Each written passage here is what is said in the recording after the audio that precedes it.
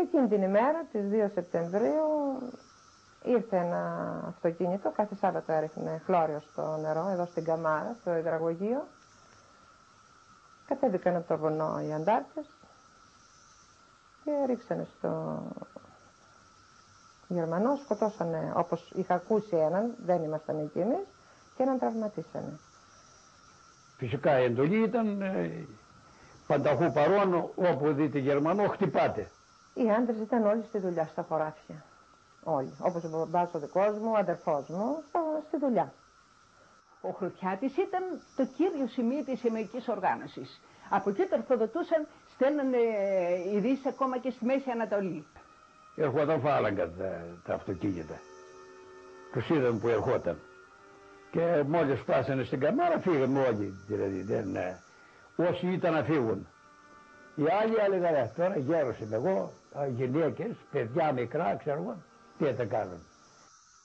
Δεν ξέραμε τι θα γινόταν, δεν περιμέναμε αυτό που μας έκαναν, ούτε καν. Γιατί ήμασταν τόσο αθώοι, τόσο με το κόμμα, τουλάχιστον εγώ, η δικιά μου οικογένεια, από ό,τι ήξερα, δεν είχαμε ιδέα ότι κάτι κακό θα μας κάνανε. Τα σπίτια, ήρθαν στα σπίτια, μας μάζεψαν και μας πήγαν εμάς, έκαναν 2 συγκεντρώσεις. Μία την έκαναν πάνω στο Μπλάτανο, στο χωριό, και μία έκαναν στο φούρνο. Μας φέρανε εδώ στο φούρνο, έξω από το φούρνο στον δρόμο. Εγώ σταμάτησα εκεί, αγκάλιασα μάλλον την αδερφή μου και την είπα θα μας σκοτώσουνε.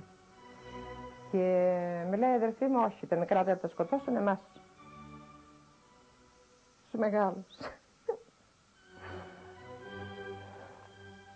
Ήταν μανιασμένοι, ήταν σαν να ήταν ποτισμένοι, τι να σε πω.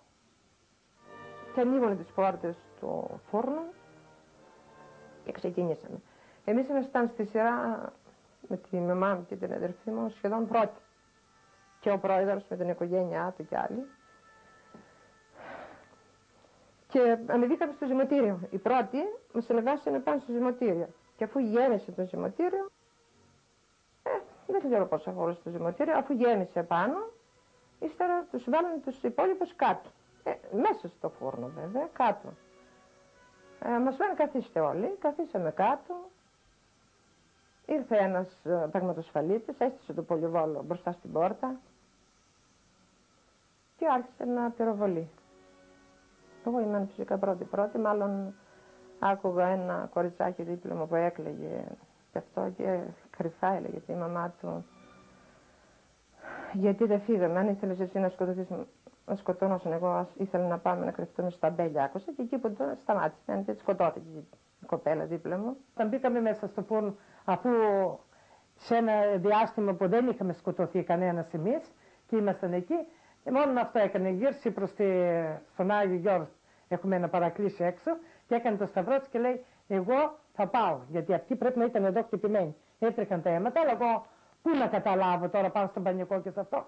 Το κορίτσι να ζήσει, να μην χαλάσει το σπίτι μου. Πρώτα σκοτώθηκε η μητέρα μου, γιατί έκανε έτσι, ανατρίχιασε και άφησε χαμηλά, την είπε η αδερφή μου, μαμά σε σκότωσαν, δεν απήντησε η μαμά μου. Και σε δευτερόλεπτα αυτά γινότανε βέβαια. Σε λίγο βλέπω και την αδερφή μου έκανε ένα έτσι αυτό. Την μίλησε και εκείνη. Άπλωσε το χέρι της να με αγκαλιάσει, αλλά δεν πρόλαβε εκείνη. Έπεσε. Μετά κάθισε εκεί λίγη ώρα, αυτός αφού είδε ότι φυσικά δεν υπήρχαν άλλοι ζωντανοί, θα νόμιζε βέβαια, ο πραγματοσφαλίτης, εντάξει βρίζοντας κιόλας. Και μας πυροβολούσε, μας έβριζε και από πάνω.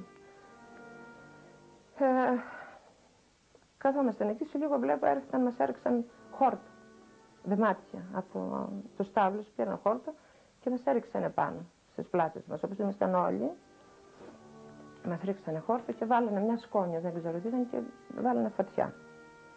Μια κυρία που ήταν ζωντανή κι αυτή, με το μωρό της αγκαλιά σκοτωμένο που κρατούσε από ό,τι είδα, ξεκίνησε να φύγει.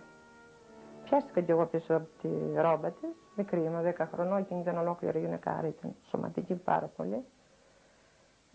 Κατέβηκα τις σκάλες. Γεμάτο κάτω σκοτωμένοι. Φυσικά για να βγεις έπρεπε πας στο σκοτωμένος. Βγήκαν και τα παπούτσια μου, ήταν ακόμα ζωντανή και δεν μπορούσε να πατήσει επάνω. Ζεστή ακόμη. Βγήκαν τα παπούτσια μου από ό,τι θυμάμαι. Φυσικά αυτές όλες οι ξαδέρφες μου ήταν όλες που ήταν κάτω σκοτωμένες.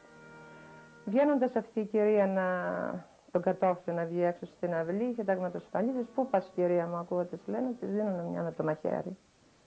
Εδώ στο λαιμό. Με το μωρό της, ώσπου να πέσει αυτή στην πόρτα, μπήκα εγώ κάτω από το μπάγκο που βγάζουν το ψωμί. Και δεν με είδανε. Είχε έξω πτώματα πισμένα έξω στην αυλή.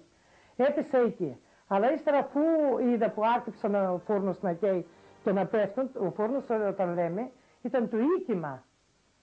Μέσα ήταν ο φούρνος, απάνω το ζυμωτήριο και ήταν δύο πατώματα. Και κάτω ήταν ο φούρνος που έψαινα με το ψωμί. Κατέβηκα, εγώ βγήκα έξω στην αυλή, έπεσα εκεί, αλλά από πάνω άρχιψε να πέφτουν οι σκεπές και τα τζάμια και άρχιψαν να μας καίνουν.